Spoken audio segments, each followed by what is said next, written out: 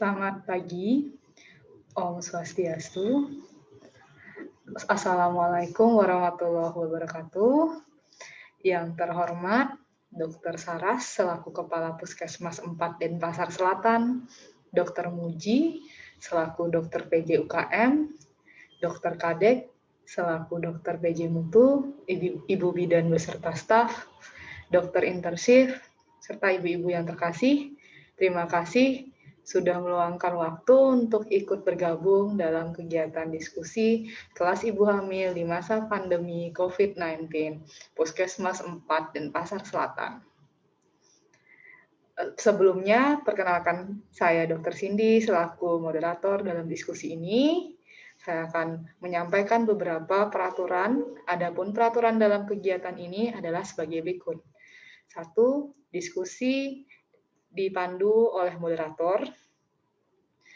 Yang kedua, peserta diharapkan mengisi absensi dan pretest sebelum materi diberikan dan menyelesaikan post-test setelah acara selesai. Yang ketiga, peserta diharapkan mengikuti kelas ibu hamil dari awal hingga akhir. Yang keempat, pada saat sesi diskusi, peserta dipersilahkan untuk bertanya. Materi hari ini adalah pemeriksaan kehamilan dan persalinan aman, nifas nyaman, ibu selamat, bayi sehat. Materi ini akan dibawakan oleh rekan saya, Dr. Anggun Ayuning Tias. Kepada Dr. Anggun Ayuning Tias, saya persilahkan. Terima kasih kepada Dr. Cindy. Selamat pagi.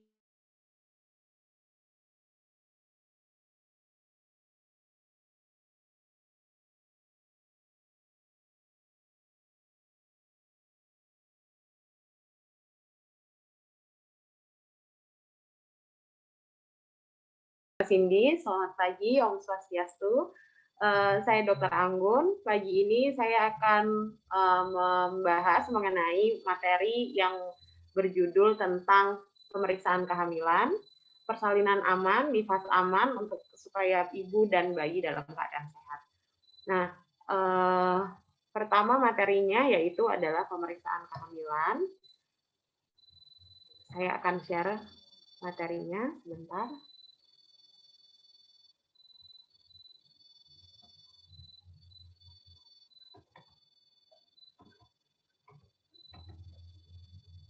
Oke, pertama adalah pemeriksaan kehamilan.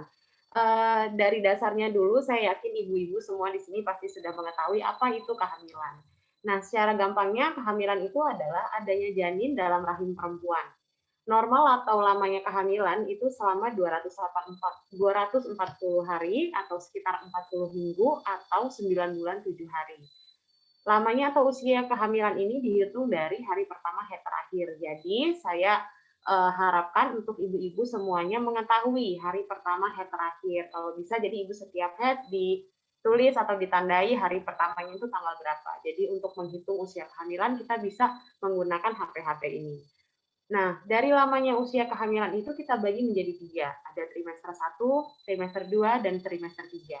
Untuk trimester 1 itu usia kehamilan antara 0 hingga 12 minggu, trimester 2 12 hingga 24 minggu, dan trimester 3 itu 24 hingga 40 minggu. Ini adalah tanda-tanda kehamilan. Jadi gimana sih gampangnya supaya kita tahu bahwa kita jangan-jangan saya hamil nih, atau kita curiga kok saya hamil enggak ya gitu. Gimana cara taunya gitu. Jadi untuk yang paling gampang ini kita bisa lihat dari siklus menstruasinya, ada keterlambatan atau tidak. Nah, jika ada keterlambatan haid atau menstruasi selama kurang lebih 1-2 minggu, atau terkadang dia ada perdarahan atau bercak darah di saat harusnya mens, gitu, di saat periode atau siklus mensnya ada bercak darah. Nah, ini bisa dilakukan pemeriksaan kehamilan ke bidan atau dokter. Nah, ini bisa dicurigai ini pada wanita yang sudah menikah atau yang sudah aktif untuk melakukan hubungan seksual. Kalau dari pemeriksaan kehamilan ini hasilnya positif, itu kemungkinan besar adanya kehamilan. Nah, untuk itu bisa selanjutnya dilakukan pemeriksaan USG atau ke dokter kandungan untuk penegakan pasti kehamilannya itu. selain dari kenapa kok kita bisa curiga gitu kan, kita harus tahu keluhan atau apa yang dirasakan saat kehamilan. Nah, hamil tadi dibagi ada trimester 1, 2, dan 3. Nah, di situ ada yang hamil muda, ada hamil tua. Untuk trimester 1 atau yang hamil muda itu biasanya ibu-ibu hamil sering mengeluhkan adanya mual, muntah, pusing, dan lemas terutama pada pagi hari. Kemudian untuk yang hamil tua itu biasanya ada keputihan, ada nyeri pinggang, ada kram kaki atau bengkak di kaki serta wasir. Biasanya untuk hamil muda ini dia disebabkan karena meningkatnya atau terjadinya perubahan hormon. Jadi kita lebih ibu-ibu hamil itu lebih sensitif, mual muntah gitu. Nah, setelah ada perubahan hormonalnya di waktu usia muda, usia kehamilan muda, nanti setelah bertambahnya usia kehamilan, keluhan-keluhan ini akan mulai berkurang gitu. Nah, yang akan muncul adalah keluhan-keluhan saat hamil tua. Nah, kayak keputihan, nyeri pinggang, kram kaki ini disebabkan karena meningkatnya berat janin, jadi perutnya makin besar, terus berat badannya makin berat, jadilah ada keluhan-keluhan seperti nyeri pinggang, kram kaki, dan bengkak di kaki, serta wasir. Ini perubahan tubuh ibu hamil selama kehamilan. Apa aja sih yang berubah di tubuhnya gitu? Pertama ada perubahan payudara, kemudian ada peningkatan berat badan, ada juga perubahan warna kulit. Nah untuk payudara ini perubahannya itu biasanya awalnya itu payudaranya lembut, kemudian bertambahnya usia kehamilan mulai dia keras seperti akan menstruasi gitu, ada keras terus ngerasa nggak nyaman gitu. Kemudian yang terakhir nanti putingnya akan lebih gelap dari sebelum hamil. Untuk peningkatan berat badan, ini trimester 1, 2, dan 3 itu berat badan akan selalu meningkat. Nah, perbedaannya adalah banyaknya berat badan yang meningkat pada trimester 1. Kalau trimester 1 biasanya naiknya 1,5 hingga 2 kilo. Nanti trimester 2 naik 4 sampai 6 kilo. Trimester 3 bertambah 6 sampai 8 kilo. Untuk perubahan warna kulit, ini ada perubahan warna kulit di kedua pipi dan sekitar hidung, kemudian puting susu, areola mamae yang di sekitaran puting susu itu biasanya lebih gelap warnanya, dan di atas tulang pusar. Ini semua masih dalam batas normal. Perubahan-perubahan ini sering atau banyak terjadi pada ibu-ibu hamil. Jadi untuk ibu-ibu yang ada keluhan-keluhan seperti itu, memang itu adalah seperti siklus. Jadi bukan yang langsung harus panik atau gimana, karena memang perubahan pada ibu hamil itu ada gitu, seperti yang saya jelaskan sebelumnya. Nah, ini ada juga perubahan atau gangguan emosional saat masa kehamilan. Jadi ada yang depresi, ada stres, ada ansietas atau cemas gitu, ada insomnia atau sulit tidur. Beberapa ini ada penyebab-penyebabnya. Nah, nanti bisa dilihat penyebabnya apa aja. Jadi, makanya kenapa untuk ibu-ibu hamil itu disarankan untuk selalu ada aktivitas, terus ada kegiatan, ada senam ibu hamil, ada apa. Jadi perubahan hormonal yang terjadi itu nggak mengganggu emosionalnya gitu. Kalau misalnya ada gangguan emosional, ada sesuatu yang merangsang ibu hamil untuk ya terlalu merasa sensitif perasaannya gitu, gampang sekali karena ada perubahan hormonal tadi. Nah ini setelah hamil, udah tahu nih hamil, udah pasti hamil, usia kehamilannya udah tahu. Ini harus dilakukan pemeriksaan kehamilan. Pemeriksaan kehamilan ini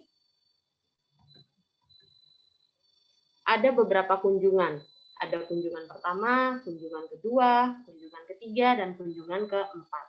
Untuk kunjungan pertama itu dilakukan waktu usia kehamilannya itu 0 sampai 12 minggu. Ini kita untuk mendeteksi faktor resiko pada ibu hamil. Jadi diperiksa semuanya termasuk resiko penularan infeksi untuk janinnya. Jadi dari awal diperiksa apa ibu ini beresiko ada penyakit yang bisa menularkan ke janinnya atau enggak gitu. Jadi semua faktor resiko di ibu hamil itu dilihat. Atau ada juga beberapa penyakit lain yang bisa menjadi faktor resiko pada ibu hamilnya. Kalau ibu hamil ini dengan penyakit ini bahaya enggak seperti itu. Jadi pemeriksaan pertama ini sangat penting untuk kita tahu resiko selanjutnya ibu hamilnya ini nanti perkembangan kehamilannya bagaimana gitu. Untuk pemeriksaan kedua atau K2 ini dilakukan pada usia kehamilan 12 hingga 24 minggu. Nah, di sini dilihat adanya penambahan berat badan enggak. Tadi kan seperti yang sudah disampaikan waktu trimester kedua itu ada penambahan berat badan pada ibu. Nah, dilihat penambahan berat badannya. Atau ada nggak nih terdeteksinya keadaan komplikasi atau penyulit ibu hamil. Diperiksa nilai HB-nya, dilihat ada anemia nggak atau kurang darah nggak pada ibu hamil gitu. Terus ada pemeriksaan ketiga atau K3. Ini usia 24 sampai 40 minggu. Dilakukan perlindungan lengkap ibu hamil melalui TT D3 dan TT2+. Jadi udah nih K3 nanti usia 24 sampai 40 minggu juga ada pemeriksaan keempat, itu follow up hasil pemeriksaan di K3. Jadi di pemeriksaan ketiga ini nanti ibunya dilakukan pemeriksaan, setelah hasilnya keluar nanti kita akan follow up terus hasilnya di pemeriksaan keempat atau K4 sebelum ibu melahirkan.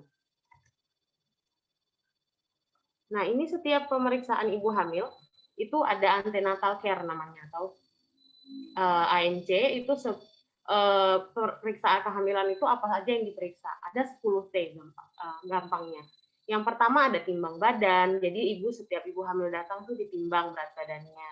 Terus diukur tinggi badannya, diukur tekanan darahnya, dinilai status gizinya lewat ukur lingkar lengan atas. Kemudian dilihat tinggi fundus uterinya. Semakin dia bertambah usia kehamilannya, tinggi fundus uterinya makin bertambah. Nanti kalau misalnya udah mau melahirkan, bayinya udah turun, akan turun. Jadi kita harus lihat tinggi fundus uterinya. Terus tentukan presentasi janin dan denyut jantung janin. Jadi dinilai ini posisi janinnya benar atau enggak, kepalanya sudah di mana, atau dia melintangkah gitu. Jadi kita bisa tahu posisi janinnya. Terus screening status imunisasi TT dan pemberian imunisasi TT. Jadi tahu ibunya kapan terakhir diberikan imunisasi TT, sudah pernah belum sebelumnya gitu. Terus pemberian tablet besi ini untuk mencegah anemia atau kurang darah pada ibu hamil, diberikan tablet besi. Terus dilakukan tes lab sederhana, golongan darah, HB, glukoprotein urin gitu.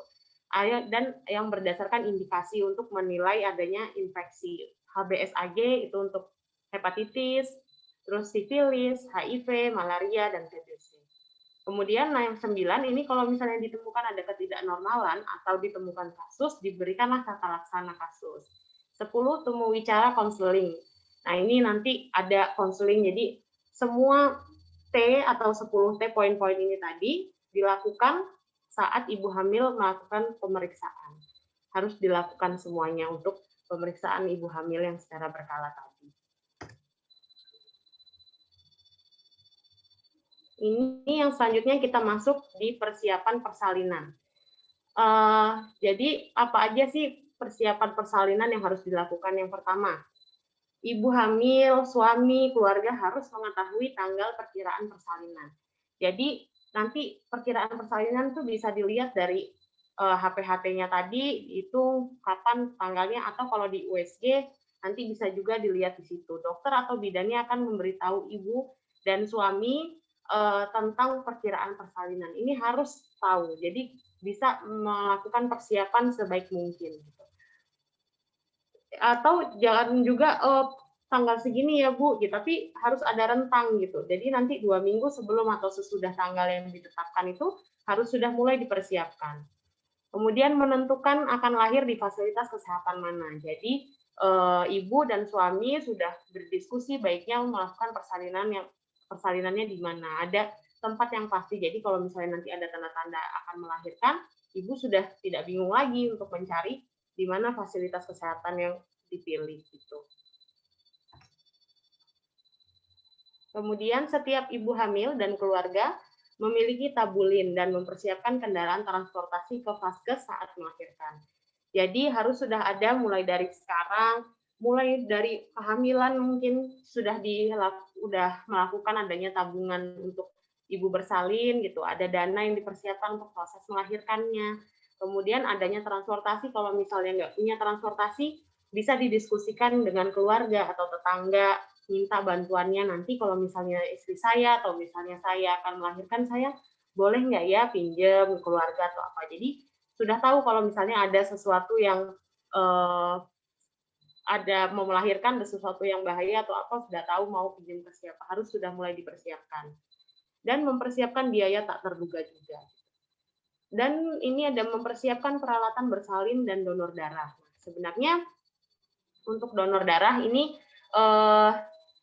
harus dipersiapkan karena apalagi kalau misalnya yang setelah dilakukan pemeriksaan sudah diberitahukan oleh bidan atau dokternya kalau ibunya ada kelainan seperti ini yang mungkin saja waktu persalinan akan banyak darah yang keluar dan apa kalau perlu donor darah biasanya dokter dan ibu bidannya pasti sudah memberikan informasi untuk mencari donor darah sebelum persalinan gitu. Kalau perlengkapan bersalin ini ya perlengkapan ibu bersalin, baju, segala macamnya. Terus perlengkapan bayi baru lahir, alat kebersihan, buku KIA, dan alat komunikasi serta kesiapan tadi pendonor darah. Ini persalinan, tanda-tanda persalinan. Jadi harus tahu juga ibu tentang tanda-tanda persalinan. Apa ini saya mampu akan bersalin atau belum gitu ya. Tanda-tanda persalinan ini ada yang pertama lightening atau dropping. Jadi di sini kepala masuk PAP. Ini yang tahu dokter atau bidannya nanti akan diperiksa. Udah mulai masuk belumnya kepala bayinya gitu. Terus perut terlihat melebar atau fundus uteri makin turun. Perasaan sakit di pinggang karena kontraksi lemah uterina. Yang ini yang bisa dirasakan yang perasaan sakit di pinggang oleh ibu-ibu. Kalau yang dua atas ini tadi yang periksa bidan atau ibu dokternya ya. Terus serviks menjadi lembek, mulai mendatar, dan sekresinya bertambah. Ini juga ibu hanya bisa merasakan yang sekresinya bertambah. Kok ada banyak nih yang keluar gitu, atau bercak-bercak lendir mulai keluar gitu ya. Tapi kalau yang kepala masuk PAP, perut itu, fundus uteri, serviks jadi lembek, itu nanti diperiksa oleh bidan dan dokternya. Nah, ini apa yang dilakukan ibu jika ada tanda-tanda seperti ini gitu ya. Biasanya kalau udah mulai ada tanda-tanda nyeri-nyeri di pinggang, terus ada sekret atau ada cairan yang keluar gitu, itu biasanya persalinan akan terjadi 12 jam sejak terasa mulas. Jadi ibu dapat ya makan minum seperti biasa, bisa buang air kecil, bisa juga jalan-jalan dulu. Terus jika mulas, tarik nafas dari hidung dan keluarkan melalui mulut. Kalau mulas lagi, tarik nafas lagi, keluarkan lagi dari mulut. Jika terasa ingin BAB, bisa bilang dengan bidan atau dokter. Dan ikuti anjuran kapan harus mengejan. Jadi, waktu ibu tanda-tanda persalinan udah ada sakit banget, tapi ibu harus menunggu anjuran dari bidan atau dokternya untuk kapan ibu harus mengedan gitu. Kalau ibu mengedan sebelum waktunya, itu nanti akan membuat jalan lahirnya itu bengkak dan akan sulit untuk dilakukan persalinan. Jadi harus ikut anjuran bidan atau ibu dokternya. Kalau mulas ya tarik nafas dari hidung, keluarkan melalui dari mulut. Sampai bidannya atau dokternya bilang untuk mengedan, ibu baru mengedan gitu ya. Apa yang harus dilakukan suami atau keluarga? Nah, ini untuk suami. Yang pertama, memberikan dukungan kepada ibu saat bersalin itu harus wajib. Yang kedua, suami itu nanti saat mendampingi istrinya bersalin, suaminya itu dapat memberikan stimulasi puting susu. Jadi suaminya itu bisa kasih stimulasi di puting susu, nanti diajarin sama ibu bidannya. Ini untuk mempercepat proses persalinan atau memberikan ibunya hormon yang lebih banyak lagi, jadi bisa merangsang proses persalinannya. Atau memberikan minum dan membantu posisi ibu saat mengejan. Jadi suami kalau bisa saat kan sudah ada perkiraan kapan melahirkan, jadi suaminya bisa diberitahu perkiraan melahirkannya segini. Jadi suami-suaminya yang kerja atau apa bisa mempersiapkan waktunya untuk mendampingi istrinya saat melahirkan. Tanda-tanda persalinan atau infartu. Ini ada beberapa tanda-tanda. Ada kontraksi rahim yang berkala dengan kekuatan tertentu. Ada vulva membuka karena tekanan kepala janin. Tekanan pada anus semakin kuat sehingga dorongan mengejan semakin kuat. Dan pecahnya selaput ketuban, perineum menonjol, dan pembukaan jalan lahir lengkap. Ini tanda-tanda ini diperlukan untuk diketahui oleh tenaga medis, bidan, dokternya, untuk tahu kalau sudah infartu. Infartu artinya saat sudah benar-benar mau melahirkan gitu, janinnya mau keluar, itu tanda-tandanya seperti ini. Ini proses persalinan. Jadi persalinan normal itu pada usia kehamilan cukup bulan. Kita bilang cukup bulan itu kalau usianya 37 sampai 40 minggu. Dengan presentasi belakang kepala berlangsung dalam 18 jam tanpa ada komplikasi baik pada ibu atau bayi. Nah, itu kita bilang persalinan normal. Kalau misalnya kehamilannya nggak cukup, kurang bulan ya, prematur gitu ya. Nah, nanti itu ada lagi yang dianjurkan oleh bidan dan dokternya. Misalnya presentasinya apa? Presentasi bokong gitu. Kepala tapi bagian depan itu tidak normal. Yang dikatakan normal ini yang seperti tadi saya sebutkan. Ini inisiasi menyusui dini atau IMD. Jadi yang disarankan begitu bayi lahir, itu bayi kan dihangatkan, seluruh badan bayi dikeringkan, kecuali tangan tanpa menghilangkan vernix yang ada putih-putih di tangan-tangan bayi. Itu nggak boleh bayi dibersihkan, dimandikan sampai bersih banget, karena lapisan itu yang akan memberikan kehangatan pada bayi. Jadi tidak perlu dihilangkan semua kotoran atau vernixnya itu, jadi hanya perlu dikeringkan dan dihangatkan, kemudian ditengkurapkan di dada atau perut ibu, jadi kulit bayi langsung menempel dengan kulit ibu, kemudian dibiarkan saja, jangan diarahkan, nanti dengan sendirinya bayi itu akan mencari puting susu ibunya sendiri, dan nanti dia akan mulai menyusui payudara ibu. Itu inisiasi menyusui dini. Dilakukan setelah bayinya keluar. Pertama kali, makanya dibilang inisiasi. Untuk memperkenalkan bayi terhadap puting payudara untuk menyusui. Nah, ini posisinya. Jadi bayinya diletakkan di dada ibu, kemudian dibiarkan, nanti bayi akan dengan sendirinya mencari puting susu ibu. Nah, setelah pasca persalinan, dianjurkan untuk memilih KB yang tepat gitu.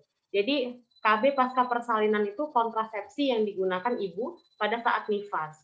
Yang pertama, untuk memilih kontrasepsi apa yang harus dipakai, ada beberapa hal yang harus dipertimbangkan. Jadi pastikan ibu menyusui atau tidak, karena ada beberapa kontrasepsi itu yang mempengaruhi ASI gitu. Jadi dilihat ibunya menyusui atau tidak. Kemudian pilih jenis kontrasepsi yang sesuai, tidak ada masalah pembekuan darah, produksi ASI, dan tumbuh kembang bayi. Kemudian tidak harus menggantikan pemberian ASI untuk menggunakan suatu alat kontrasepsi. Kemudian tidak mengganggu kesehatan bayi. Jadi ada beberapa pilihan, banyak sekali KB yang bisa digunakan. Ini nanti KB pasca persalinan ini harus didiskusikan dengan bidan atau dokternya, menyesuaikan dengan kondisi ibu.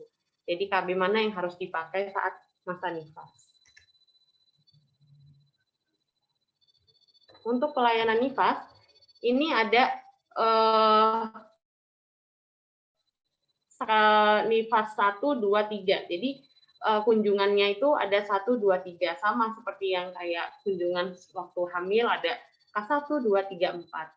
Nah, kalau yang 1 itu 6 jam sampai 3 hari setelah persalinan. Kalau yang kedua, hari ke-4 sampai ke-28.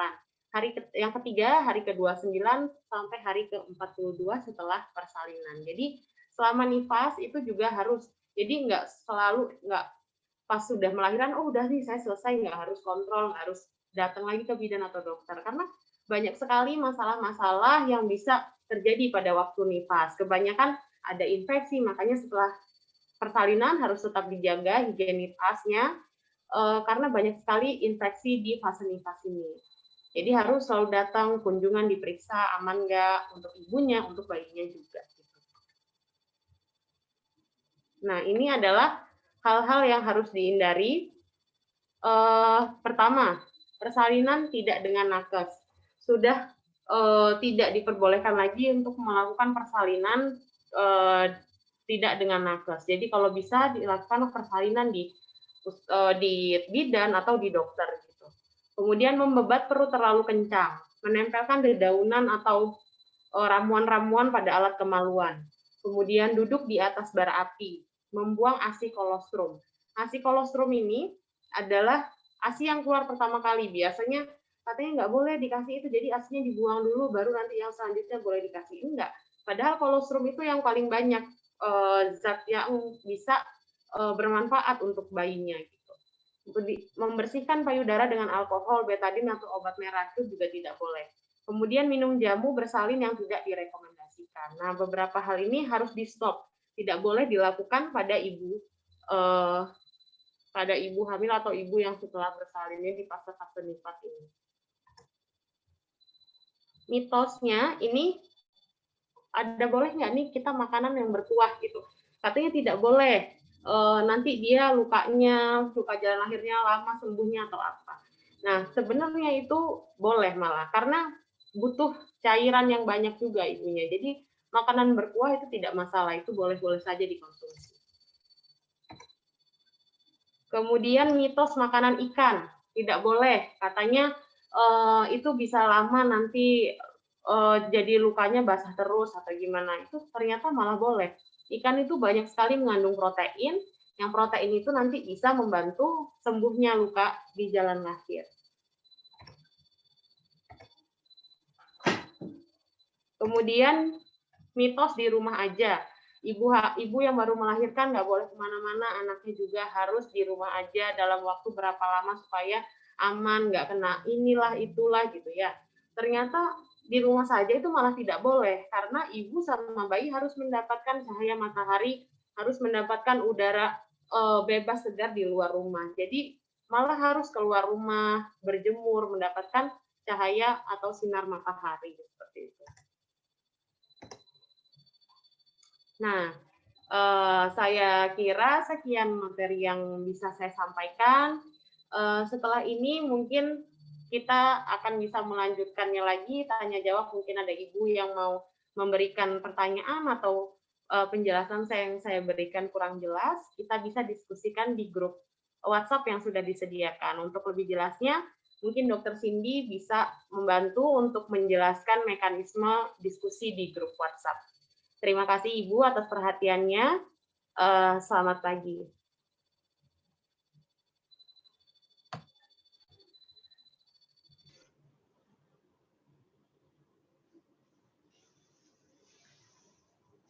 Oke, baik. Terima kasih Dr. Anggun untuk presentasinya.